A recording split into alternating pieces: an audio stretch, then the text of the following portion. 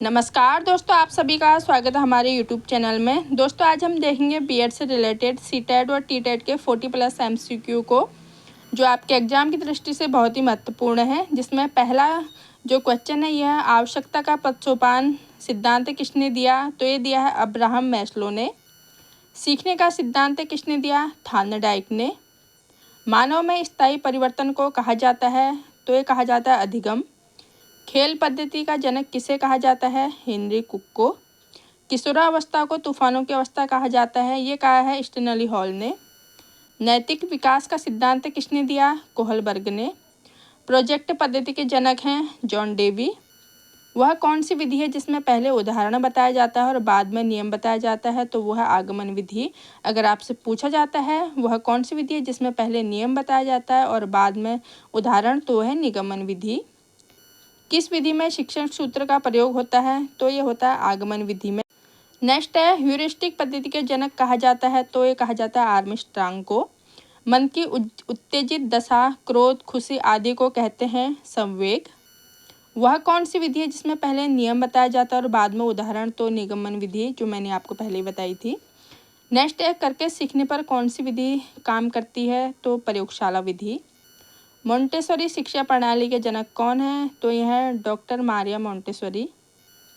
Dalton पद्धति के जनक हैं, तो यह है कुमारी हेलन पार्कहर्स्ट। नेक्स्ट है डिस्लेक्सिया संबंधित है, तो यह पढ़ने संबंधित एक विकार है। श्यामपट्ट को शिक्षण साधन सामग्री के किस समूह में अंतर्मुक्त किया जा सकता है, तो दृश्य साधन में। बुद्धि का तरल मोजेक मॉडल किसके द्वारा दिया गया, तो ये दिया गया केटल के द्वारा। बालक का सामाजिकरण कब प्रारंभ होता है, तो शैशवावस्था से प्रारंभ होता है, जहाँ पर 0 से 5 वर्ष तक की आयु होती है। और 20वें नंबर का क्वेश्चन है सामाजिकरण में बालक सर्वप्रथम किसे पहचानता है, तो बालक सर्वप्रथम अपनी माँ को पहचानता है। सामाजिक अधिगम का सिद्धांत किसके द्वारा दिया, तो ये दिया गया अल्बर्ट बंडूरा द्वारा। बालक में नकारात्मक सोच किस अवस्था में उत्पन्न हो जाती है, तो ये होती है किशोरावस्था में। स्कीमा सिद्धांत के जनक कौन हैं, जीन पियाजे।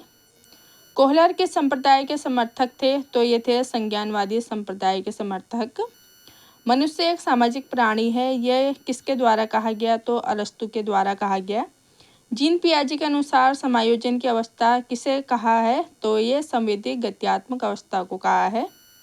गिलफोर्ड ने सृजनशील प्रक्रिया के कितने चरण बताए हैं, तो 5 चरण बताए हैं। भारत में सर्वप्रथम मनोविज्ञान की प्रयोगशाला कब स्थापित हुई, 1916 में स्थापित हुई। अगर आपसे पूछा जाता है कहाँ स्थापित हुई, तो आप बताएंगे कलकत्ता। मनोविज्ञान शिक्षा का आधारभूत विज्ञान है, किसने कहा है, तो ये कहा स्किनर ने। हमारे जीन डॉट डॉट से बने होते हैं, तो हमारे जीन जो है डीएनए से बने होते हैं। किसने कहा 2 बालकों में समान योग्यताएं नहीं होती, तो ये कहा है हल्लॉक ने। अधिगम के नियमों का प्रतिपादक कौन है, थार्नडाइक। नेक्स्ट है मानसिक आयु का संप्रत्यय दिया है, तो ये दिया है बीने ने।